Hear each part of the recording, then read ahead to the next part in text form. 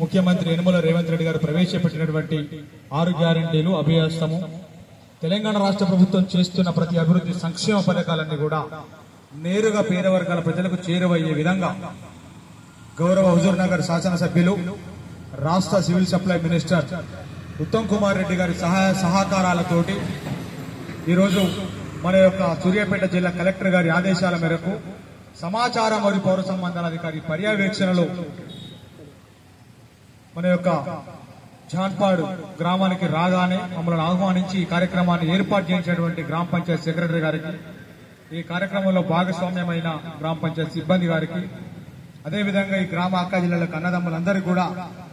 హృదయపూర్వక నమస్కారాలు తెలియజేస్తా ఉన్నాం. తెలంగాణ రాష్ట్ర ప్రభుత్వం చేపడుతున్న ప్రతి అభివృద్ధి సంక్షేమ పథకాలన్నీ పేద వర్గాల ప్రజలకు చేరువయ్యే విధంగా తెలంగాణ సాంస్కృతిక సారథి